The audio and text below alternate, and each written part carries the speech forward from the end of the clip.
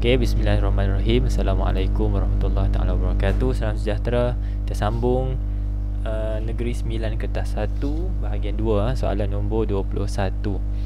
Diagram 13 shows a method to determine the resultant force, resultant of two forces by using the force triangular diagram method. Okay, segitiga daya, lukisan segitiga daya.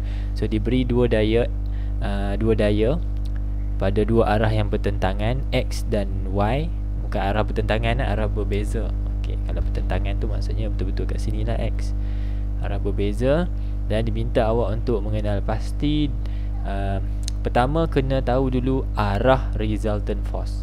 So roughly, kalau X ditarik ke sini, Y tarik ke sini, the idea of direction for the resultant force must be somewhere here. Lebih kurang tengah-tengah ni kan, ataupun tengah lagi lah, di antara sini lah, lebih kurang sebab kalau kita ada suatu objek di sini ditarik oleh dua daya, katalah ada seorang kat sini tarik ke sana, seorang lagi tarik ke sini, mestilah objek bergerak somewhere around based on this direction, antara arah ni lah.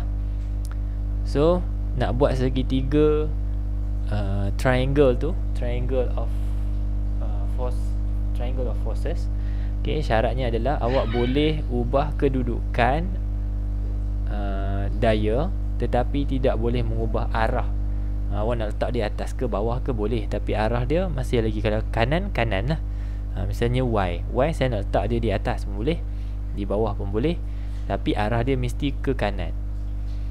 Okay, jadi kalau tengok pilihan jawapan, kita cuba cancel mana yang tak logik dulu lah. Contoh macam Y ni kan, pilihan jawapan B. Dalam pilihan jawapan B, tengok Y dia arah sini, which is ridiculous. Salah, confirm salah lah. Macam tu. So kita cancel dulu mana-mana yang kita mungkin boleh cancel dengan mudah, supaya pilihan jawapan kita tinggal 50-50. Mungkin boleh tinggal dua jawapan saja, ataupun terus dapat jawapan. Mana tahu kan, kalau soalan tu bernasib baik, awak terus dapat jawapan. Okay, X pula, X pun sama. Kita boleh letak X kat sini, kita boleh letak X kat sini, ataupun dekat sini, ataupun dekat sini. Ada 4 tempat lah. Tengok, saya cuma ubah kedudukan tanpa mengubah arah. Saya letak dia mana-mana tempat pun, tapi arah saya maintain seperti mana yang diberi dalam soalan. So pilihan jawapan D tak mungkin jawapannya. Tengok, X tiba-tiba tegak ke atas tu, salah lah. So we are down to A and C sahaja, 50-50. Betul saya cakap tadi, tinggal 50-50. Now awak kena pilih jawapan yang merujuk kepada arah resultant force. Misalnya resultant force ni, dalam soalan ni tengok arah dia ke mana, ke kanan sikit kan, pada satu sudut. Jadi tidak mungkinlah jawapan A. Tidak mungkinlah jawapan A. Tengok arah dia ke mana, condong ataupun serong ke kiri, terus dapat jawapan C. Okay, soalan macam ni follow saja step saya ajar. Pertama, tentukan arah daya dalam triangle of forces tu. Boleh ubah duduk di mana-mana. Contohnya Y nak duduk atas macam ni kan, boleh juga. X duduk kat sini, boleh juga. X tak duduk sini. X boleh duduk sini. Pak saya, sekejap saya padam dulu, takut awak confuse. Okey, saya telah mengubah kedudukan. Nampak Y ni, kalau dalam lukisan rajah 13 ni duduk di bawah kan, saya buat Y di atas, X duduk sebelah kiri dia. Boleh, tetapi jangan ubah arah. Kedudukan boleh, arah jangan ubah. Okay, tentukan dulu, lepas tu awak cancel jawapan yang tak logik. Kalau dah X dia tiba-tiba ke atas tegak macam ni 90 darjah, salah lah ni. Macam tu. So kita cancel off sampai kita dapat 50-50. At least dapat 50-50. Lepas tu kita boleh tengok the resultant force. Okay, yang tak payah peduli lah yang lain yang memang salah tu. Kita dah kurangkan sikit beban untuk fikir jawapan. Okay, 22. Diagram 14 shows a trolley with mass 1.5 kg. Ni mass of trolley being pulled by a weight through a pulley. Okey, ni trolley dia disambungkan dengan tali pada takal. Kemudian takal tu disambungkan juga, tali pada takal tu disambung pada pemberat. So pemberat ni tarik ke bawah, menyebabkan tali itu akan ada tension, ketegangan. Ni saya label siap-siap lah. Termasuklah tali di bahagian atas yang tersambung dengan troli pun ada tension juga. Okay. The trolley move with acceleration of 2 meter per second negative 2. Okay, kita buat macam ni. Anak panah ke kanan. Anak panah ke kanan. Ya Allah. Okay, dengan nilai pecutan saya tulis siap 2 ms negatif 2. Macam mana saya tahu ke kanan? Sebab kalau pemberat ni kita gantungkan, pasti pemberat jatuh ke bawah dan menyebabkan troli bergerak ke kanan. Takkan pemberat jatuh ke bawah, troli pergi kiri. Tak logik. Tali tu akan bawa pada arah yang sama dengan arah jatuhan pemberat tu. Okay, next, apa lagi maklumat? Pecutan dah salin. And the friction between the trolley and the table is 3. Okay, friction sebab trolley gerak kanan, jadi geseran ke kiri. Geseran ke kiri. Tulis kat situ 3 Newton geseran. Okay, calculate the resultant force acting on the trolley. Soalan minta resultant force. Dalam video yang lepas saya dah ajar macam mana nak cari resultant force. Resultant force pada suatu objek adalah daya kanan tolak daya kiri, atau daya kiri tolak daya kanan. Macam mana nak tahu mana tolak mana? Daya besar tolak daya kecil. Okay, daya besar tolak daya kecil. Jadi tengok troli ni bergerak ke kanan, maka siapa lebih besar? Adakah T lebih besar atau 3 lebih besar? Jawapannya T, kerana T arahnya sama dengan arah pecutan. So untuk cari resultant force, kita akan akhirnya menggunakan T tolak 3. T tolak 3 ni kita simpan dulu. Kenapa kita simpan dulu? Kerana kita belum ada nilai tension, ketegangan dalam tali tu kita tak ada maklumat. So kita buat star dulu, sebab last sekali baru kita substitute untuk dapatkan nilai resultant force. Okay, KIV dulu. So now kita boleh cari nilai resultant force menggunakan formula Newton second law of motion. Sigma F sama dengan MA. F equals to MA yang awak hafal tu lah. Kita cuba kaitkan sebab kita ada maklumat mass dan juga kita ada maklumat acceleration. Okay, so dekat sini mass trolley adalah 1.5, pecutan trolley adalah 2. Maka nilai itu, okay, yang nilai yang terhasil adalah 3 Newton. 1.5 darab 2 dapat 3. Terus juga boleh dapat jawapan daripada pengiraan ni. Ni jawapan dia. Betul ke? Betul. Alright. Jawapannya 22 adalah A. Tu dapat jawapan. Alright. Next. 25. Diagram 16 shows a mercury manometer connected to a tank containing liquid methane. Okay, ni ada liquid methane. Liquid methane akan meruap menghasilkan methane gas. So tengok dekat cecair di mercury inside the manometer. Level mercury ni tak sama tinggi. Okay, yang belah kiri lebih rendah daripada yang sebelah kanan, menandakan tekanan sebelah kiri dan tekanan di sebelah kanan tak sama banyak, tak sama besar. Okay, so tekanan di sebelah kiri, kalau kita tengok kenapa sebelah kiri cecair merkuri lebih rendah daripada sebelah kanan? Kerana tekanan okey, gas metana jauh lebih besar daripada tekanan atmosfera. Ini idea awalnya. Kalau awak tengok banyak soalan pasal manometer, tengok playlist yang sebelum ni, ada banyak trial yang keluar soalan manometer, banyak, sangat famous. Okay, yang ni awak kena establish dulu idea ni. Kenapa sebelah kiri lebih rendah daripada kanan? Sebab ada satu tekanan yang lebih besar di sini yang menolak cecair jauh ke bawah. So soalan seterusnya adalah awak patut bertanya, kalau awak tahu tekanan metana lebih besar daripada tekanan atmosfera, soalan seterusnya adalah berapa besar? Berapa besar? Awak tahu dia besar, tapi how much? Okay, how much bigger the pressure compared to the atmospheric pressure? Berapa besar? Okay, berapa besar atau berapa lebihnya daripada tekanan atmosfera bergantung kepada beza panjang antara dua turus merkuri, which is nilai H di sini. Berapa beza panjang antara dua merkuri ni menentukan berapa lebihnya daripada tekanan atmosfera. Jadi tekanan untuk gas metana adalah, okey, kalau lebih kan, maka kita akan guna tanda tambah. Kalau kurang, kita guna tanda tolak. Okey, nak tambah apa, nak tolak apa? Kita ambil nilai PATM.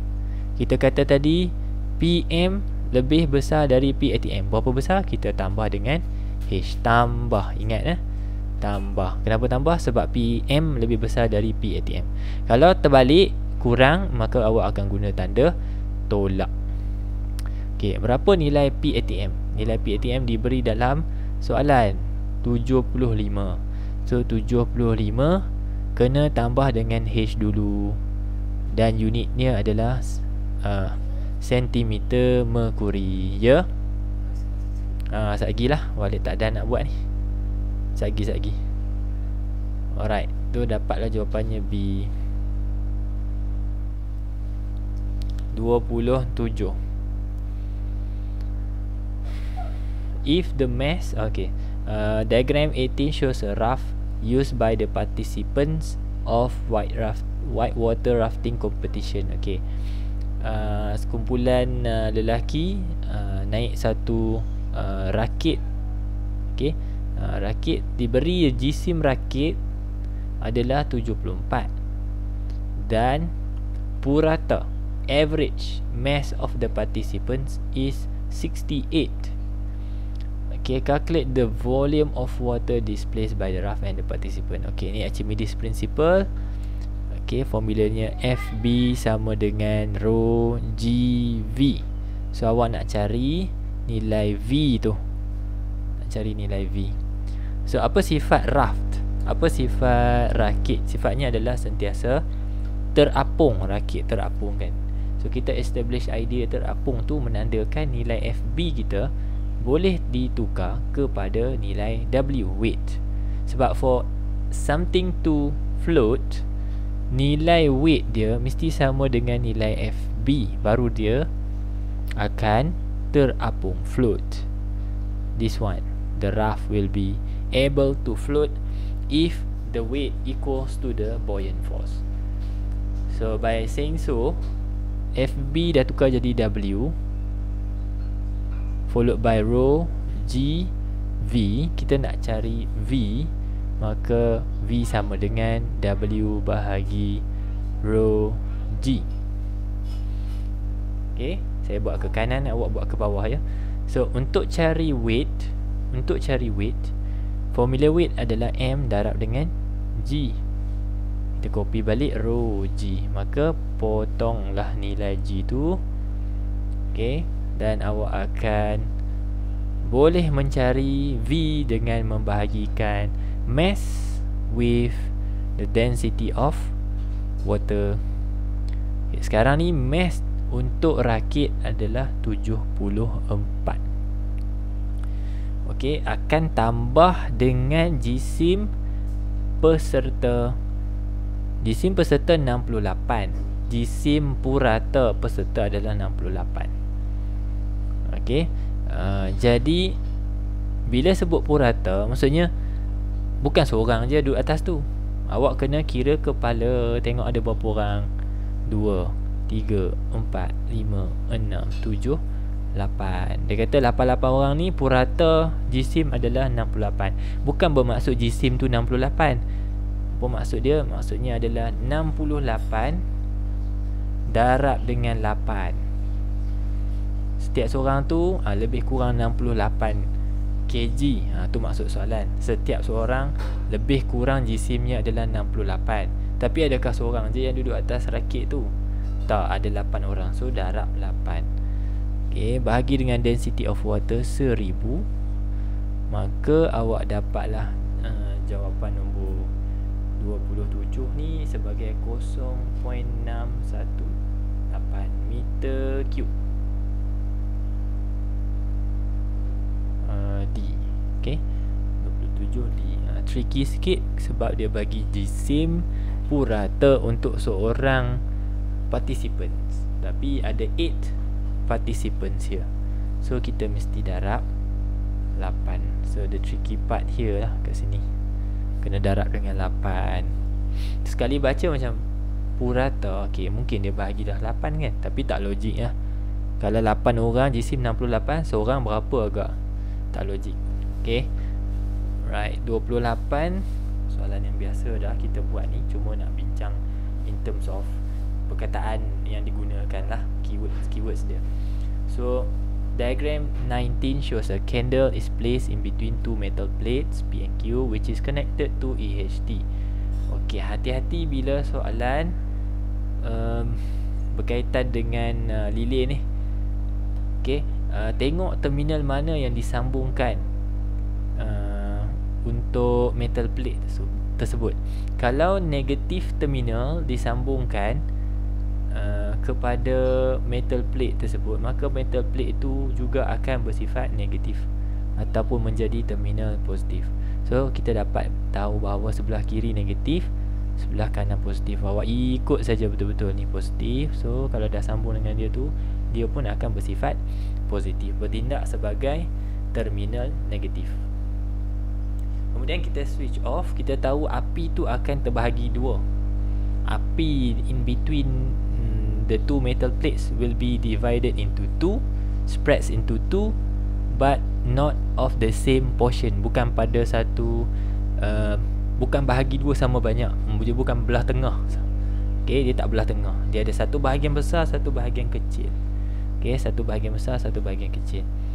Bahagian yang besar tu macam ni kalau saya lukis. Ni bahagian besar. Bahagian yang besar adalah merujuk kepada cas positif, kerana cas positif adalah lebih besar dan lebih berat. Yang tu awak kena ingat.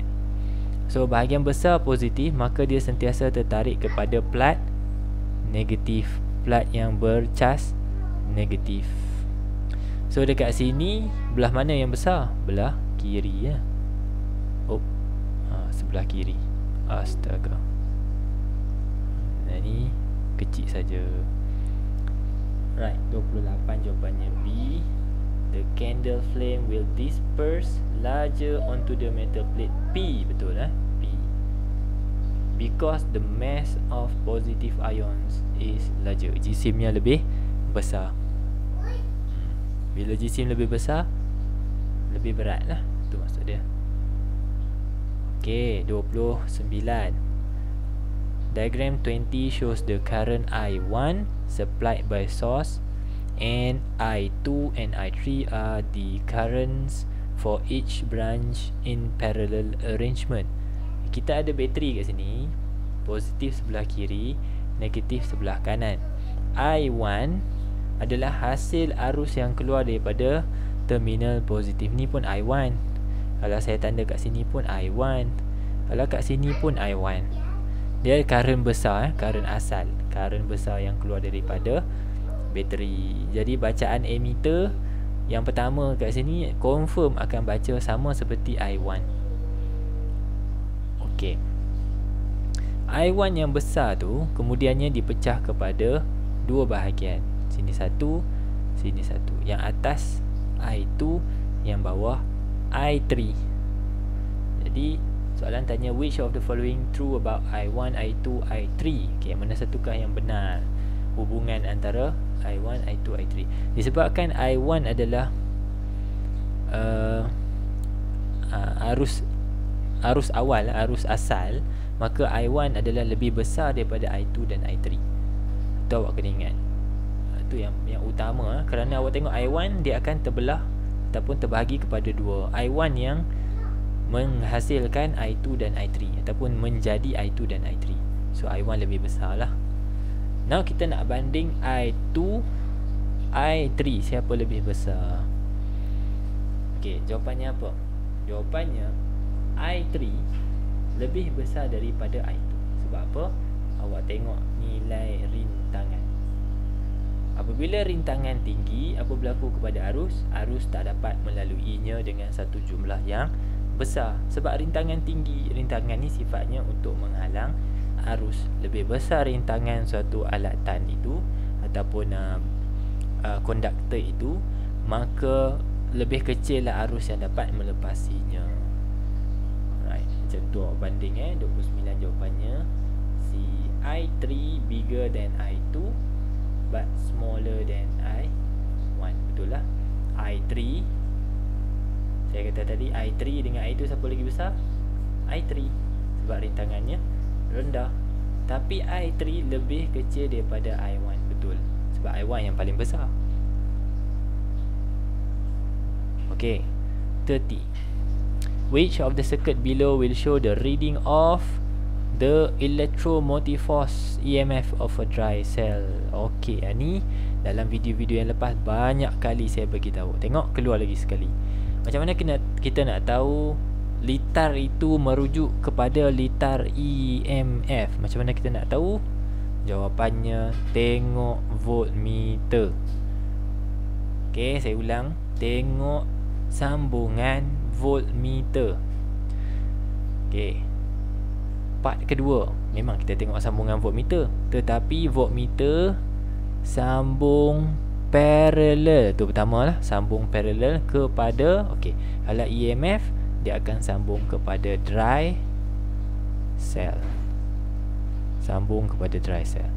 Kerana EMF dan internal resistance adalah kepunyaan dry cell, jadi voltmeter kena sambung dekat dry cell. Yang pertama, kalau kita nak tahu Ohm's law, setup tu adalah setup Ohm's law. Sekali lagi tengok voltmeter sambung dengan siapa. Okay, voltmeter mesti sambung parallel dengan resistor ataupun sebarang konduktor lah yang kita nak cari nilai rintangan dia, ataupun konduktor. Macam tu. Jadi yang ni saya dah cerita dah, tapi bukan soalan ni lah. Soalan ni adalah berkaitan dengan yang atas ni. So pertama, first thing first, tengok voltmeter macam ni. Voltmeter sambung parallel, tapi pula dengan rheostat. Salah. Yang ni voltmeter tak sambung dengan mana-mana, tapi sambung siri pula. Salah. Tinggal 50-50 Yang ni no problem. Voltmeter sambung dengan bateri, voltmeter sambung dengan bateri. Okey, yang ni cun, sini pun cun. 50-50. Kalau nak tembak, kena tembak dengan bijak. Okey, tengok dua-dua ni tenung lama-lama. Apa beza dia? B, switch-nya disambungkan. D, switch-nya tidak disambungkan. Dekat sini awak perlukan satu lagi ilmu, iaitu bacaan EMF adalah bacaan apabila switch tidak dibuka. Okey, jawapannya adalah D. Yang ni awak kena hafal lah. Nilai bacaan voltmeter semasa switch tidak disambung adalah bacaan EMF. Yang ni bacaan EMF. Kalau bateri ni dia ada label kat bateri tu 3 volt, maka voltmeter akan baca 3 volt. Kan kita beli dekat pasar tani ke bateri, dekat bateri tu ada tulis 3 volt. Okey, awak sambung, awak jangan sambungkan switch. Maka voltmeter akan baca 3 juga, sama sebiji macam yang terlabel pada bateri. Tapi saat awak menyambungkan litar, switch on, maka voltmeter tidak lagi membaca EMF, sebaliknya membaca potential difference. Macam mana kita nak agak nilai potential difference yang kita dapat? Misalnya bateri tu terlabel 3 volt. Pada switch terbuka, pada saat switch tu tak disambung, maka voltmeter tunjuk 3. Bila kita sambung, berapa bacaan potential difference?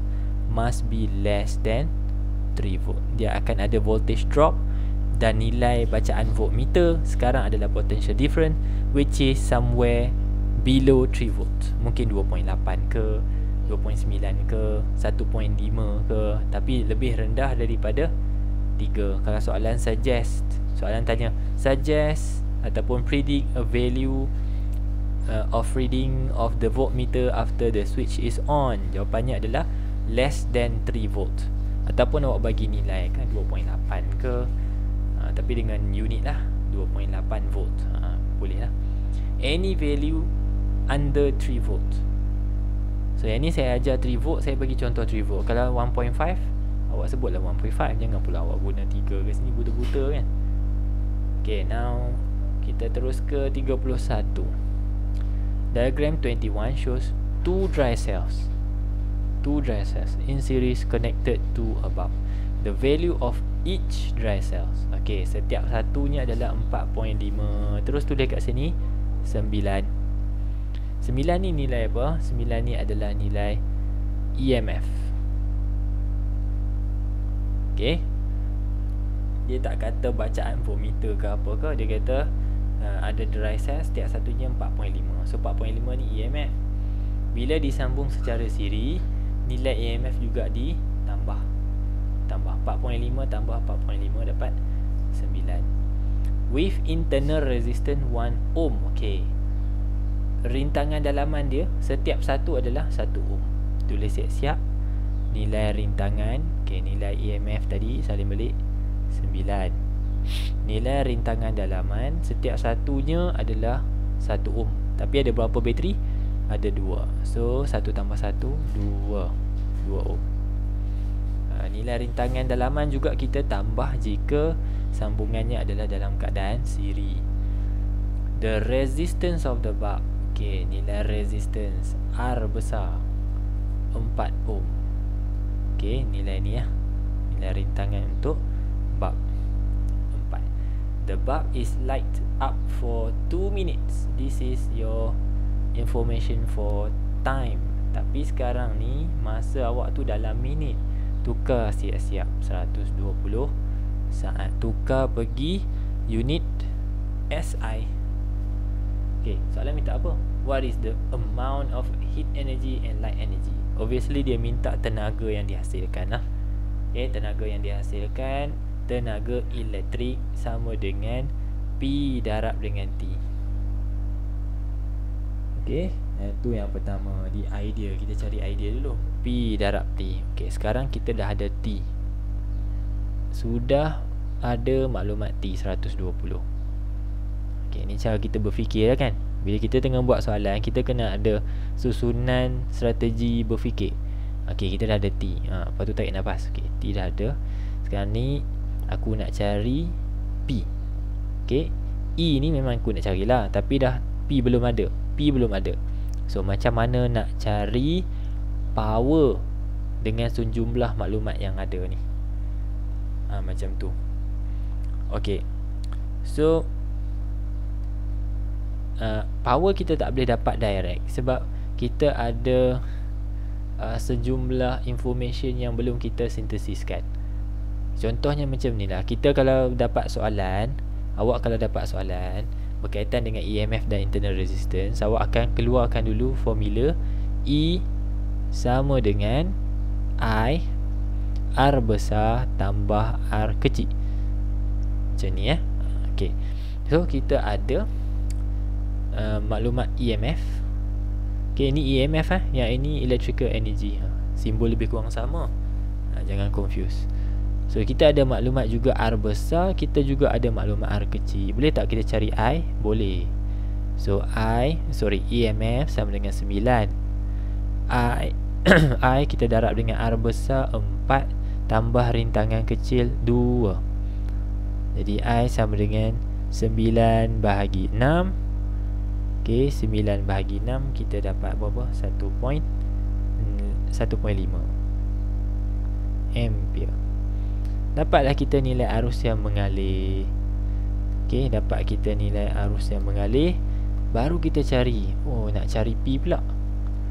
P sama dengan I square R. Nah, ini cara-cara alternatif ya. Kalau awak jumpa formula yang lain dan awak still dapat jawapan, mungkin cara awak lebih ringkas. Okey, ni alternatif lah. Okey, so I tadi 1.5 kurungan kuasa 2 darab dengan R 4. Akhirnya kita dapat powernya sebanyak 9 watt. 9 watt. Now selesailah, kita dah ada power. Now kita dah ada power. Bolehlah cari tenaga elektrik sama dengan 9 darab dengan 120. 9 darab 120 kita dapat 1080 watt. 1080 joule. Apa pula watt? 1080 joule. Mungkin ada cara yang lebih pendek daripada ni, tapi tengok, depends kepada step mana yang awak nampak dululah. Kalau saya buat macam ni ya. Saya buat macam ni. Okey. 31 selesai. 33. Diagram 23 shows a magnet at a solenoid. Which of the following statements indicates that no EMF is induced? Maksud no EMF is induced adalah juga sama maksud dengan no induced current produced. Tak ada arus aruhan yang terhasil. Nah, kalau kita nak tahu ketiadaan arus aruhan tu macam mana boleh berlaku, kita kena tahu dulu macam mana arus aruhan boleh berlaku. Faham ayat saya tu? Kita nak tahu arus aruhan macam mana boleh berlaku. Arus aruhan atau induced current terhasil apabila medan magnet milik magnet dipotong oleh solenoid. Awak gerak dia masuk dalam ni, medan magnet yang saya lukis ni dipotong oleh solenoid, maka berlakulah pesongan jarum galvanometer menandakan kewujudan arus aruhan. Jadi soalan tanya, macam mana, apakah action yang kita buat antara pilihan jawapan ABCD ni yang menyebabkan arus aruhan tak ada, tidak terhasil. Okey, tidak terhasil. Itu kehendak soalan lah. Jadi jawapannya adalah D. The magnet and the solenoid are moved in the same direction. Magnet gerak ke kanan, magnet gerak ke kiri misalnya, solenoid pun gerak ke kiri pada masa yang sama. Seolah-olah kedua-duanya langsung tidak bergerak dan does not move relative to each other. Jadi sepatutnya kalau magnet gerak ke kiri, solenoid gerak ke kanan, adalah pemotongan magnetnya. Ataupun solenoid tak bergerak, magnet gerak ke kiri, adalah pemotongan medan magnet yang berlaku. Tapi kalau bergerak pada arah yang sama, same direction, maka tak ada apa-apa yang berlaku lah. Tidak ada pemotongan medan magnet dan tidak ada arus aruhan yang terhasil. Yang lain semua no problem. Magnet gerak ke arah solenoid, solenoid gerak arah magnet pun boleh, magnet dan solenoid digerakkan ke arah bertentangan pun boleh. Okay, so we are focusing at the ability to cut the magnetic field, cutting off magnetic field. Okay, 35 shows the process of thermionic emission. Term di sini bermaksud haba, terma, haba. Ionic bermaksud ion. Ion dekat sini refers to electrons. So thermionic emission adalah pemancaran elektron hasil daripada pemanasan ataupun haba. Itu secara ringkas dia. So 35 jawapannya adalah D. Macam mana ataupun apakah K? K adalah haba, heat. Kita panaskan suatu metal. Dalam kes sebenarnya kita panaskan tungsten. Dalam CRO kita panaskan tungsten, akhirnya tungsten tu menjadi panas dan membebaskan elektron. Proses tu kita panggil thermionic emission. Nampak macam nak sama dengan satu lagi proses pada tajuk-tajuk akhir ataupun tajuk akhir dalam tingkatan 5. Tajuk apa tu? Photoelectric effect. Photoelectric effect. Ini banyak saya terang dalam video-video yang lepas. Apa beza dua ni, thermionic emission dengan photoelectric? Okey, tengok pada perkataan. Foto ni merujuk kepada cahaya, bukan haba. Cahaya, kan fotosintesis. Fotosintesis, fotograf, semua berkaitan dengan cahaya, foto. Elektrik ni juga merujuk kepada elektron. So elektron yang terhasil atau dibebaskan hasil daripada pancaran cahaya pada suatu metal yang frekuensinya melebihi frekuensi ambang. Saya dah cerita lebih lanjut yang ni. Nampak macam nak sama, tapi bukan. Tak sama, dia tak sama. Satu melibatkan haba, satu lagi melibatkan cahaya. 37. Soalan baru. Banyak soalan baru. Soalan Negeri Sembilan ni bagus. Tahniah pada penggubal. Soalan dia sangat membuka minda, sangat baru. Baru. Kalau siapa gubal soalan, dia tahulah soalan baru ni. So ini bukan soalan recycle. So 32 mg radioactive element X with half-life of 5 minutes. Ini half-life dia T setengah. Was placed in a closed container at T0 minute. Okay, starting cerita ni bermula pada saat 0 minit. Saat 0 minit dah. Pada masa 0 minit. So kita ada 32 mg. Ni adalah jisim asal, initial mass. Kita tahu kalaulah radioactive element X ni dia ada half-life, bermaksud the mass are going to be divided into 2 or become half after 5 minutes. So let's say selepas 5 minit pertama, 32 mg ni akan susut kepada 16 mg. Ni idea dia lepas 5 minit. Macam tu Sebab awak kena tahu the definition of half-life is the time taken for the radioactive particles activity, sama ada activity ataupun initial mass to become half of its original value. Okay, dia akan jadi separuh. Sama ada aktiviti yang jadi separuh ataupun jisim yang menjadi separuh. Dia dua-dua boleh. So dalam kes ni kita libatkan jisim. So 32 jadi 16 selepas 5 minit. Okay, sambung. Sorry, tertampak pula mic ni. Okay, sambung. After 10 minutes 4 mg of radioactive element X was added to the container. Okay, lepas 10 minit. Jadi 5 minit dah berlalu, kita tambah lagi satu arrow, kita tulis lagi 5 minit. Dah berapa minit? Dah 10 minit. Jadi sepatutnya 16 ni telah bertukar kepada 8 lah. 9 lah. 8. Sorry, 8. 16 bahagi 2, 8 mg.